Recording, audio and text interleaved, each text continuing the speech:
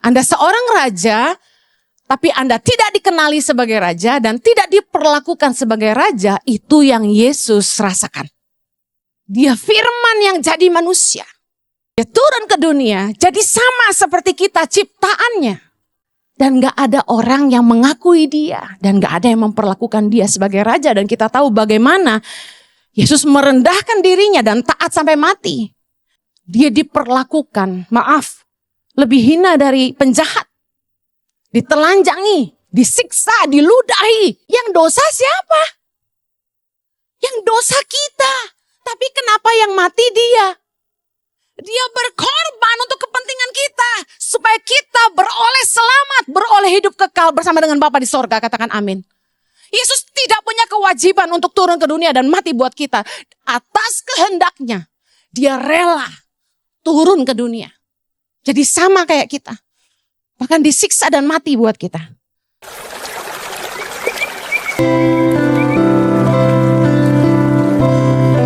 Kami bersyukur kami ada hari ini semua karena Tuhan. Mari jemaat Tuhan bilang terima kasih Tuhan. Kami bersyukur Tuhan. Kalau kami boleh sehat hari ini. Kami boleh melihat orang-orang yang kami kasihi sehat. Kami bersyukur buat orang-orang di kanan kiri kami Tuhan. Keluarga kami yang mengasihi kami. Bersyukur buat setiap sahabat-sahabat teman-teman yang mengasihi kami. Terima kasih. Kami bersyukur buat semua orang yang Tuhan percayakan dalam hidup kami. Kami bersyukur buat anugerah-Mu. Sungguh Tuhan. Sungguh besar yang Kau pikirkan tentang kami. Kami bersyukur buat pengorbanan-Mu di atas kayu salib. Karena darah-Mu kami disucikan. Karena salib-Mu kami dilayakkan. Pagi hari ini berbicaralah buat kami. Tumpahkanlah isi hati-Mu, ajari kami kebenaran firman-Mu dengan bahasa yang mudah dimengerti. Mampukan kami menghidupinya dalam hidup kami sehari-hari. Biarlah hidup kami jadi kesaksian yang mempermuliakan nama Tuhan. Urapi hamba-Mu dan mampukan hamba-Mu, karena sungguh tanpa Engkau hamba tidak mampu. Menyerahkan setiap menit-menit ke depan ke dalam pimpinan Roh Kudus sepenuhnya. Berkaryalah di tengah-tengah kami dan lawatlah umat-Mu. Di dalam nama Yesus yang siap diberkati Tuhan, sama-sama kita katakan. Amen. Hari ini saya akan khotbah tentang arti pengorbanan. Arti pengorbanan. Filipi 2 ayat yang ke-5 sampai 8 kita baca dulu sama-sama. 3, 2, 1. Hendaklah kamu dalam hidupmu bersama menaruh pikiran dan perasaan yang terdapat juga dalam Kristus Yesus, yang walaupun dalam rupa Allah tidak menganggap kesetaraan dengan Allah itu sebagai milik yang harus dipertahankan. Melainkan telah mengosongkan dirinya sendiri dan mengambil rupa seorang hamba dan menjadi sama dengan manusia. Dan dalam keadaan sebagai manusia, ia telah merendahkan dirinya dan taat sampai mati, bahkan sampai mati di kayu salib. Saya ingin menjelaskan arti pengorbanan. Kita mau belajar dari Tuhan Yesus, lalu apa aplikasinya dalam hidup kita sehari-hari. Yang pertama, berkorban artinya tidak mempertahankan hak. Berkorban artinya kita tidak mempertahankan hak. Kita belajar bagaimana Yesus merendahkan dirinya. Dikatakan menjadi hamba, menjadi sama dengan manusia. Bayangkan kalau Anda seorang raja, lalu Anda datang ke sebuah tempat. Dan rakyat Anda tidak mengenali bahwa Anda adalah raja.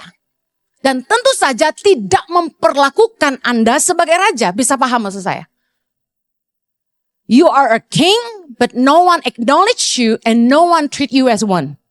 Anda seorang raja, tapi Anda tidak dikenali sebagai raja dan tidak diperlakukan sebagai raja. Itu yang Yesus rasakan. Dia firman yang jadi manusia. Dia turun ke dunia, jadi sama seperti kita ciptaannya. Dan gak ada orang yang mengakui dia. Dan gak ada yang memperlakukan dia sebagai raja. Dan kita tahu bagaimana Yesus merendahkan dirinya dan taat sampai mati. Bayangin, dia diperlakukan, lebih hina dari penjahat. Ditelanjangi, disiksa, diludahi. Kalau itu sadar misalnya Tuhan bukakan mata mereka dan melihat Yesus adalah Raja, kira-kira mereka gimana? Takut gak kira-kira? Satu kali saya melayani di sebuah gereja. Saya datang itu, Anda tahu, saya tuh kan pakai baju batik tangan pengharapan kalau melayani, ya kan? Nggak pakai jas mahal, nggak pakai baju branded, biasalah gitu. Jadi dandanan saya kayak jemaat aja gitu. Saya datang di Shalom sama Asher, masuk ke dalam. Asher bilang gini, ya Bu silakan duduk di sini, di belakang, di kursi jemaat. Shalom, silakan duduk di sini. Jadi saya bingung, lah ini gue datang buat khotbah, tapi jemaat yang Asher nggak tahu kalau gue pengkhotbahnya, maklumlah tidak terkenal, ya kan? Jadi Ashernya mempersilahkan saya duduk di belakang. Saya jadi bingung, jadi saya harus menjelaskan, maaf Pak, saya yang khotbah. Oh ya silakan. Bisa kebayang? Jadi sometimes tidak mempertahankan hak tuh gini, kita nggak dapat penghargaan yang harusnya kita dapatkan. Kita nggak mendapatkan hak kita yang seharusnya itu bagian kita. Yesus tidak menuntut penghargaan dari manusia. Dikatakan dalam firman Tuhan, Yesus berkata begini, dalam Yohanes 8 ayat 50. Tetapi aku tidak mencari hormat bagiku. Ada satu yang mencarinya dan dia juga yang menghakimi. Bapa di sorga. Yesus nggak cari hormat dari manusia. Anda akan temukan banyak ayat lain yang bicara gitu. Kita harus belajar dari Yesus bagaimana dia nggak nuntut hak. Kebanyakan orang itu lebih nuntut hak daripada melakukan kewajiban. Yesus tidak mengejar peninggian dari manusia. Yesus gak cari hormat dari manusia yang seharusnya sudah selayaknya dia mendapatkannya. Orang yang tinggi hati suka dihargai. Tapi Yesus memberi teladan kerendahan hati. Bagaimana dia tidak mencari peninggian dari manusia, tidak cari hormat. Galatia 5 ayat 26 Rasul Paulus berkata, dan janganlah kita gila hormat. Janganlah kita saling menantang dan saling mendengki. Kenapa kita sering sakit hati? Tersinggung. Karena merasa gak dihargai. Karena kita expect kita dihormati, tapi kita tidak dihormati. Mari belajar rendah hati seperti Yesus. Apa sih contoh dalam kehidupan sehari-hari orang yang gak mempertahankan hak? Yang pertama, pemimpin yang mau turun ke bawah. Hak seorang pemimpin adalah dia memerintah dan memastikan bawahannya melakukan yang dia perintahkan. Tapi pemimpin yang rendah hati, yang tidak mempertahankan hak kursi jabatannya, dia mau turun ke bawah seperti Yesus mau turun ke bawah buat kita. Dia nggak takut ngotorin tangannya. Mau mengerjakan yang sebenarnya bukan bagiannya, tapi dia tahu ini harus dikerjakan. Seringkali kan orang mempertahankan hak. Contoh, karyawan. Kalau di kantor Tangan Pengharapan jam 6 sore 18.00 itu jam kantor berakhir. Karyawan yang akan mempertahankan hak adalah gini. Biarpun bos gua masih nyuruh gua kerja apa dan kerjaan belum selesai, hak gua pulang jam 6. Bisa paham? Tapi karyawan yang tidak mempertahankan hak, dia ngerti, saya cuma hamba yang harus melakukan tugasnya. Jadi kalau memang ada kerjaan yang saya harus selesaikan, biarpun molor sampai jam 7 ya saya harus selesaikan. Itu orang yang gak mempertahankan hak. Contoh, ada karyawan mungkin yang lembur. Karena pemimpinnya ngasih kerjaan banyak, udah mau libur lebaran. Terpaksa karena deadline, lembur-lembur. Karyawan yang menuntut hak akan bilang gini, mau sih lembur, bayar dong. Tapi karyawan yang tidak mempertahankan hak akan berkata gini, ini tugas dan kewajiban saya akan selesaikan. Banyak orang lebih nuntut hak daripada ngerti kewajiban. Mau turun ke bawah tuh gini. Saya punya anak kembar, Chloe dan Zoe yang sudah lulus kuliah. Sekarang ini lagi bantu-bantu Tangan Pengharapan. Mereka belajar bagaimana mereka bisa menggunakan talenta mereka untuk menolong Tangan Pengharapan. Anak saya itu bukan pegawai Tangan Pengharapan, bukan staf full time, tapi dia punya kepedulian yang sangat tinggi sama Tangan Pengharapan. Anak saya memperhatikan bagaimana DMIG, merchandise Tangan Pengharapan itu, seminggu gak dibalas. Kadang-kadang kita kalau punya staff tuh bikin geleng-geleng ya.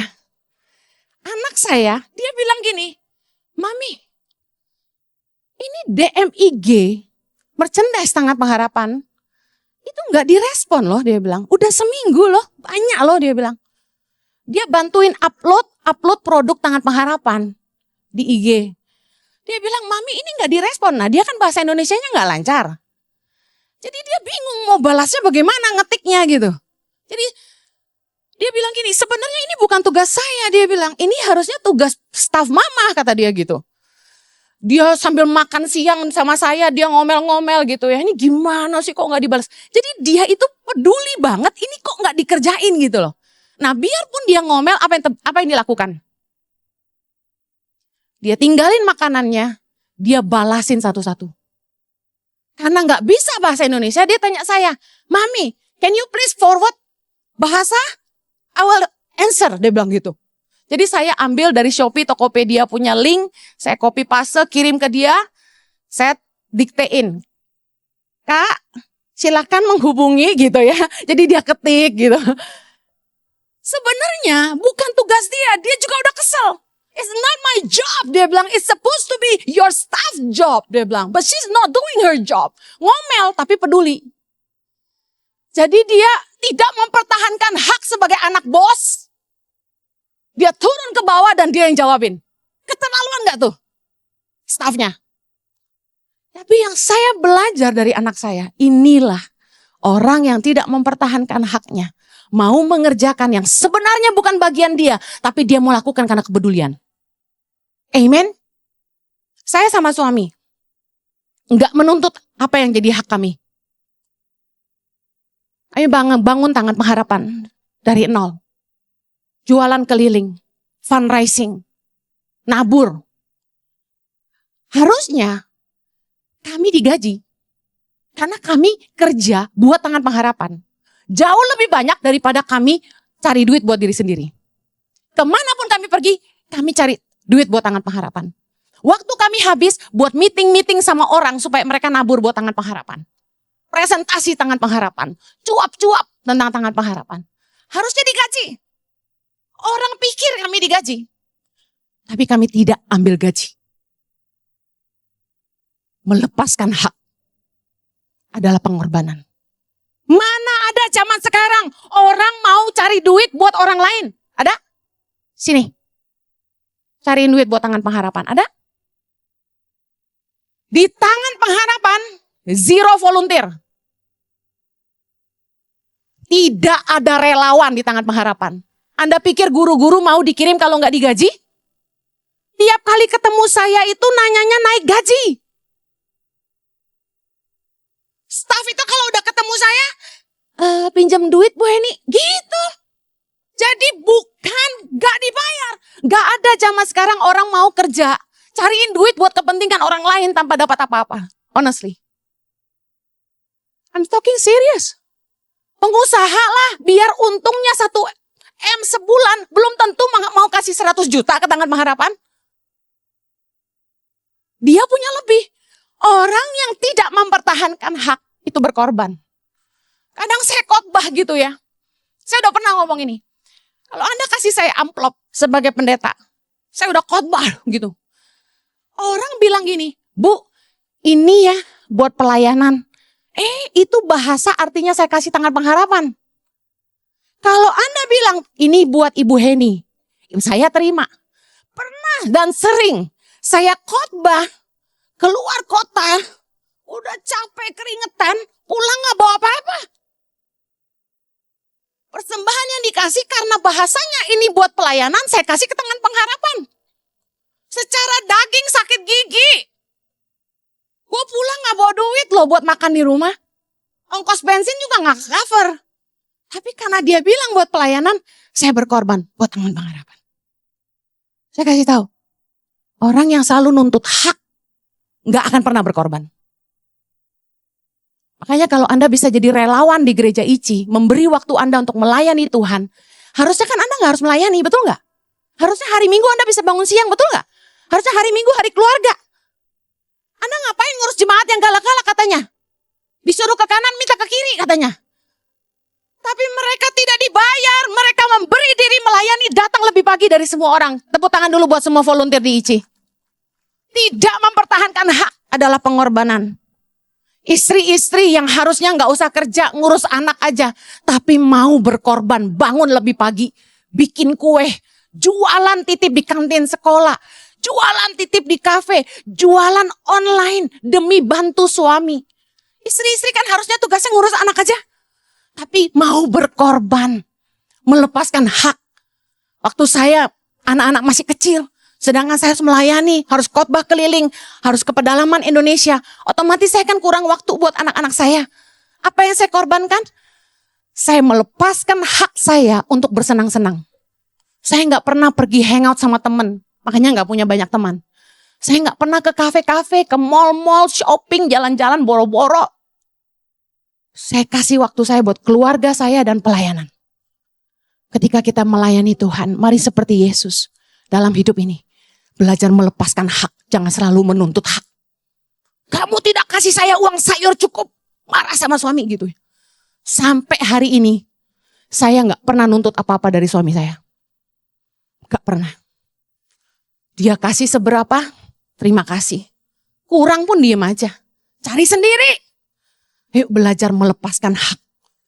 Belajar seperti Yesus, tidak nuntut apa yang harusnya jadi hak kita. Itu berkorban. Yang kedua, arti pengorbanan. Berkorban artinya mengutamakan kepentingan orang lain. Enggak gampang loh. Mengutamakan kepentingan orang lain. Ketika kamu lapar, tapi kamu harus menyerahkan makananmu sendiri kepada orang lain.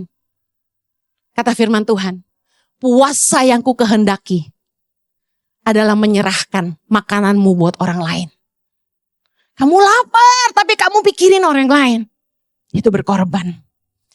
Dikatakan dalam Filipi 2, ayat yang ketiga. Dengan tidak mencari kepentingan sendiri, atau puji-pujian yang sia-sia. Sebaliknya, hendaklah dengan rendah hati yang seorang menganggap yang lain lebih utama. Katakan lebih utama daripada dirinya sendiri. Dan janganlah tiap-tiap orang hanya memperhatikan kepentingannya sendiri, tetapi kepentingan orang lain juga. Yesus kenapa mau turun ke dunia, disalib, mati buat kita? Yang dosa siapa? Yang dosa kita. Tapi kenapa yang mati dia? Dia berkorban untuk kepentingan kita. Supaya kita beroleh selamat, beroleh hidup kekal bersama dengan Bapa di sorga. Katakan amin. Yesus tidak punya kewajiban untuk turun ke dunia dan mati buat kita. Atas kehendaknya, dia rela turun ke dunia. Jadi sama kayak kita. Bahkan disiksa dan mati buat kita. Kenapa dia mau lakukan itu? The Jesus I know is a man of compassion. Yesus itu penuh dengan belas kasihan. Dia punya kepedulian yang sangat amat terhadap orang lain. Anda bisa lihat di firman Tuhan, Anda ketik di aplikasi Alkitab, kata belas kasihan muncul. Tergeraklah hatinya oleh belas kasihan melihat orang banyak. Tergeraklah hatinya, maka ia menyembuhkan. Banyak sekali Yesus itu digerakkan oleh belas kasihan. Belas kasihan punya pengertian Tuhan mau menolong. Orang-orang yang mau berkorban adalah orang-orang yang punya belas kasihan. Amen. Orang-orang yang punya kepedulian terhadap orang lain. Orang-orang yang mau berkorban adalah orang-orang yang tidak memikirkan kepentingannya sendiri. Sebaliknya, orang-orang yang memikirkan kepentingannya sendiri pasti mengorbankan orang lain. Setuju? Demi kesenangan suami pasti ngorbanin istri. Demi kesenangan istri pasti ngorbanin suami. Ketika Anda mementingkan diri sendiri, Anda sedang mengorbankan orang lain. Gak mungkin enggak. Untuk kita makan enak, pembantu harus dikorbankan, bangun lebih pagi dan masak lebih enak. Untuk apapun dalam hidup kita, ketika itu bicara tentang kepentingan diri sendiri, pasti ada yang dikorbankan. Untuk Anda makan enak, babi-babi, ayam-ayam, kambing-kambing, sapi-sapi dikorbankan buat Anda. Amen. Yesus tidak punya kewajiban untuk turun ke dunia dan disalib. Tapi dia memilih merendahkan dirinya, taat sampai mati. Bukan karena dosanya, tapi karena pelanggaran kita. Luar biasa gak? Belajar dari pengorbanan Yesus, bagaimana dia gak mementingkan kepentingannya sendiri. 2 Korintus 5 ayat 21. Dia yang tidak mengenal dosa, telah dibuatnya menjadi dosa karena siapa? Katakan karena saya. Supaya dalam dia kita dibenarkan oleh Allah. Yesus mengorbankan kepentingannya sendiri untuk keselamatan kita. Dia dikatakan dalam 1 Yohanes 2 ayat 2. Ia adalah pendamaian untuk segala dosa kita. Dan bukan untuk dosa kita saja, tetapi juga untuk dosa seluruh dunia. Dia tahu. Kalau dia ngorbanin dia satu, dia akan nolong banyak orang. Berkorban artinya mengutamakan kepentingan orang lain. Saya kasih contoh pengorbanan dalam keluarga. Orang tua yang mau kerja keras, banting tulang bahasanya. Demi apa? Berkorban untuk anak-anaknya. Supaya bisa menghidupi mereka. Zaman now, banyak orang gak mau punya anak. Kenapa? Gak mau susah. Supaya bisa traveling and healing. Kalau punya anak repot kan? Tapi ada orang-orang tua yang mau berjuang kerja keras demi menghidupi anak-anaknya. Salut. Biarpun orang bukan orang kaya. Dia mau terima cucian. Dia mau jadi pembantu di rumah orang. Dia mau jadi TKI. Dia mau jualan kue. Papahnya kerja jadi kuli. Jualan di pasar. Kerja kotor-kotor. Demi apa? Ngasih makan anak dan sekolahin anak. Keren gak? Jadi OB. Aduh, saya tuh kaget-kaget kalau denger OB-OB anaknya lulusan UPH gitu. Kok bisa ya gitu? Ada lagi. Mama. Di sini yang udah punya anak, ibu-ibu angkat tangan. Yang kanan kiri bilang gini, salut.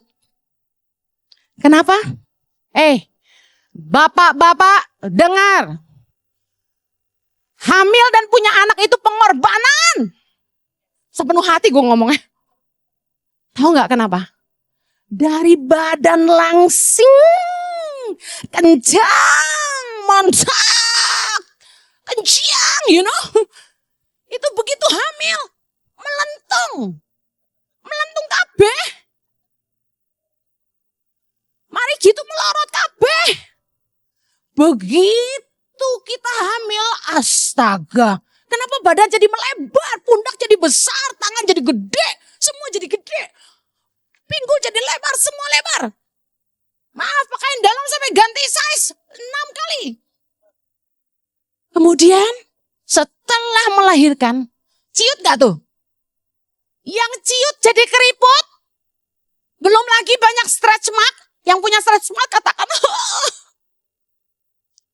Terus apa lagi? Yang paling gak asik itu yang ciut di bagian yang kita gak mau ciut. Ciut itu sampai keriput. Cet. Udah gitu. Doyot. Kok tadi ngene? Tadi elek ini. Aduh, teman-teman saya tuh pada nangis semua. Saiki punya aku ya Hen. Sampai ciut itu tuh loh. Gak ono isine. Kulitnya tok ciut plek gitu. Hah? Masa sih aku ngomong. Tuhan aku ora loh. Emang sih rodong ngedoyot tapi yo saya montok sih. Ya apa? Serius. Punya anak tuh ngerusak badan bapak-bapak. Ibu-ibu bilang, yang senasib sama saya. Gak bisa diapa-apain kecuali operasi plastik. Ya gak mau lah. Operasi plastik-plastikan. Bener gak? Saya katakan, saya salut sama perempuan-perempuan yang mau berkorban. Mengorbankan tubuhmu yang bagus-bagus itu. Untuk melahirkan anak-anakmu. Amen. Anak-anak yang bokamsia gak sayang mama itu pikas. Gak tahu mama nih soro koyo apa. Saya tuh ngelahirin 2 kali, anak 3 ya. Anak kembar pertama perempuan sama cowok 1. Itu hampir mati 2 kali.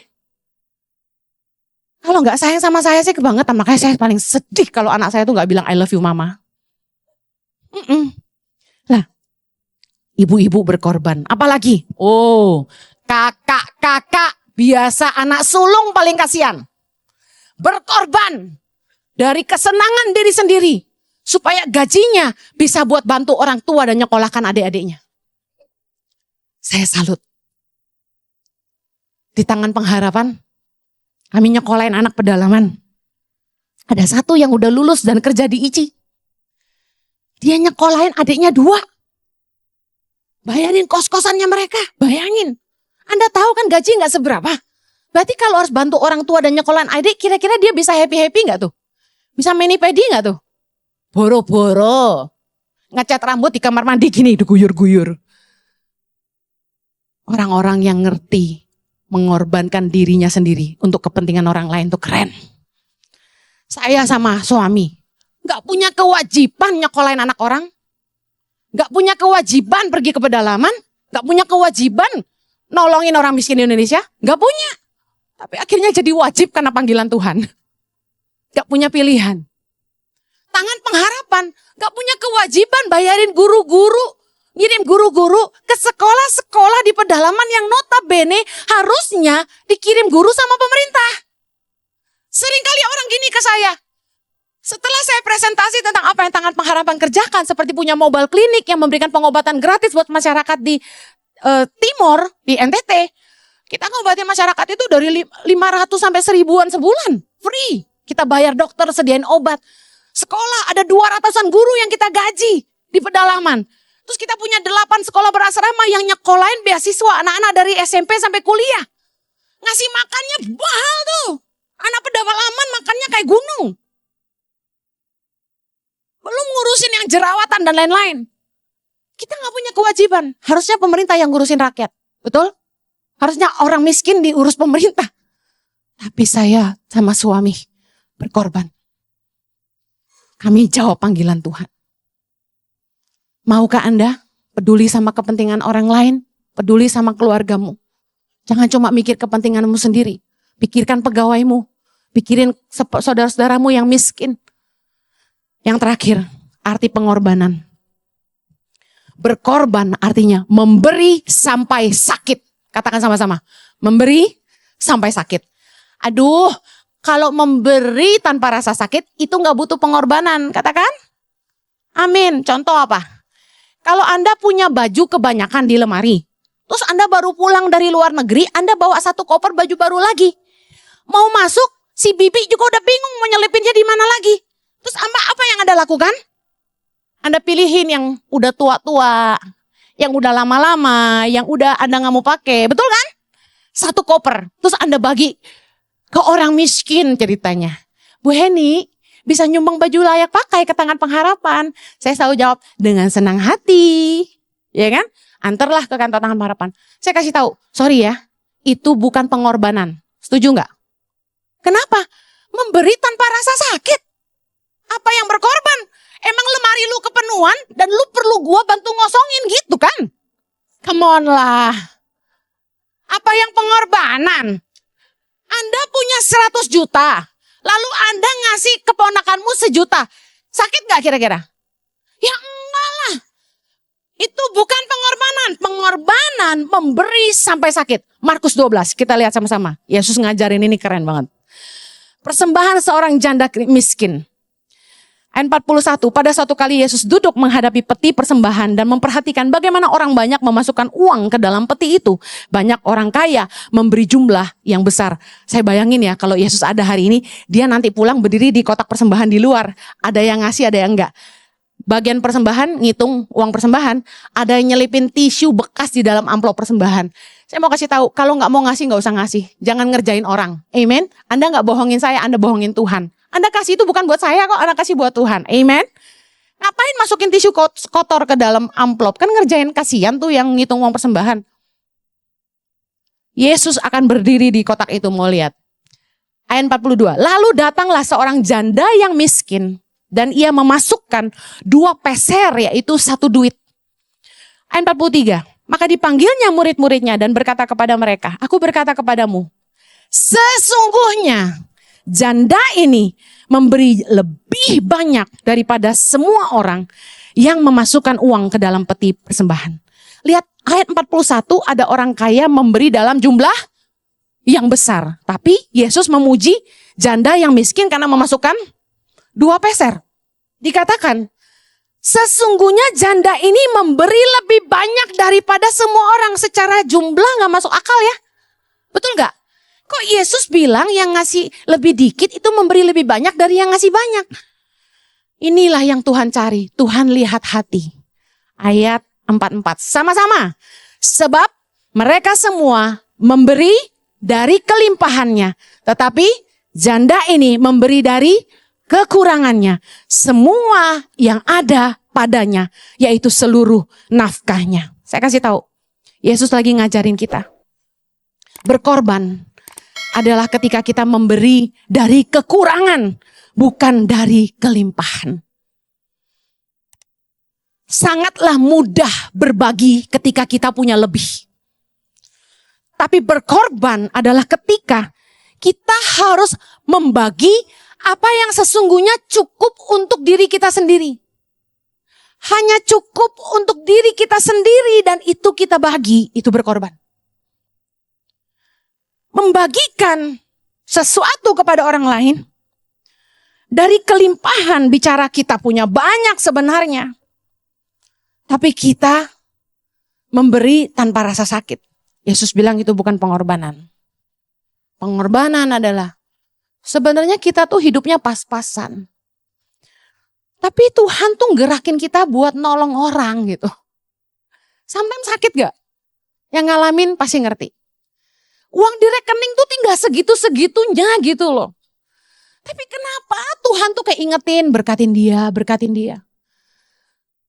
Ngasihnya tuh sampai nangis dalam hati gitu. Kadang-kadang ya, pengalaman hidup.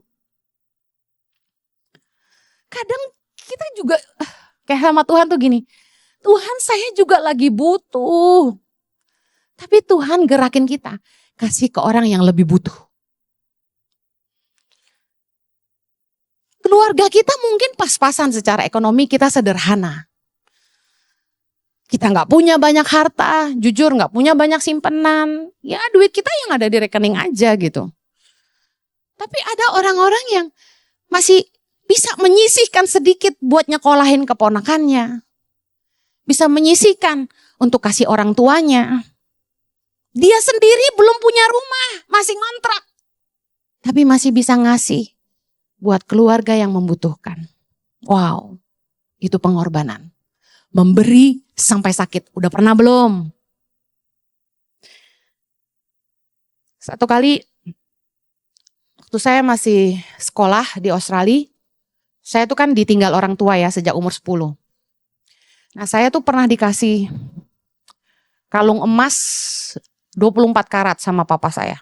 Bohong lah itu mah toko pasti 22. Karena gak mungkin 24 dibikin kalung. Cukup berat ya, berapa gram. Itu jadi satu-satunya harta saya. Saya simpan kenang-kenangan dari papa dan itu satu-satunya harta. Saya tuh bukan orang yang jual-jual emas buat hidup gitu, saya kerja. Nah, satu hari gereja butuh uang buat pembangunan. Jadi gembala kami kasih visi, gereja tuh mau beli tempat gitu di city, di pusat kota. Kami kan tinggal di Australia. Aduh saat saya berdoa, saya bilang Tuhan saya punya apa? Nah kan saya gak kerja untuk sekolah, untuk tinggal saya harus kerja keras ya. Jadi saya gak punya harta ya. Saya mesti kasih apa gitu buat gereja. Tiba-tiba Roh Kudus ingetin kalung emas itu. Saya pikir ini setan ini. Dalam nama Yesus ketolak. Ya bayangin ya, saya ditinggal orang tua, gak punya harta. Saya kerja 2 job untuk bisa bayar uang kuliah, sama bayar kos-kosan, sama transport, sama makan. Benar-benar gak punya uang. Dan satu-satunya harta ya kalung itu doang. Tapi Roh Kudus jelas bilang tabur itu. Saya sedih banget. Tapi saya taat sama Tuhan. Karena saya cinta Tuhan. Lebih dari apapun di hidup saya. Saya cinta Tuhan lebih dari suami saya. Saya cinta Tuhan lebih dari anak-anak saya. Saya cinta Tuhan lebih dari apapun yang saya punya di hidup saya. Jadi saya kasih. Waktu itu gembala saya taruh meja di depan gereja. Kami semua yang mau taruh persembahan taruh di meja itu. Dan saya rogoh. Kalung itu kok ada di tas saya lagi. Saya antar ke depan, saya letakkan. Untuk Tuhan. Dan saya kasih tahu, sampai hari ini, saya enggak punya rumah. Saya nabur buat rumah Tuhan. Tuhan kasih rumah buat saya. Amen. Belajar berkorban tuh sampai sakit. Karena kita mengasihi Tuhan. Kita nggak lihat manusia. Saya nggak peduli gembala saya pakai duit itu bener nggak bener. Saya nabur untuk Tuhan. Dan upahnya itu dari Tuhan. Amen. Yuk belajar memberi. Belajar berkorban. Pedulilah sama orang lain. Kita berdoa. Bapa di sorga, kami bersyukur. Kalau pagi hari ini Engkau ajar kami arti pengorbanan. Kami tidak mempertahankan hak. Kami mengutamakan kepentingan orang lain. Dan kami belajar memberi sampai sakit Tuhan. Kami percaya kalau Yesus jadi teladan bagaimana dia mengorbankan dirinya. Kami juga harus belajar berkorban seperti Kristus. Kami syukuri dan kami ingat pengorbananmu hari ini. Kami bersyukur buat hidup yang Tuhan beri. Jaminan hidup kekal bagi setiap kami. Di dalam nama Yesus kami berdoa. Yang diberkati Tuhan sama-sama kita katakan. Amen. Have a blessed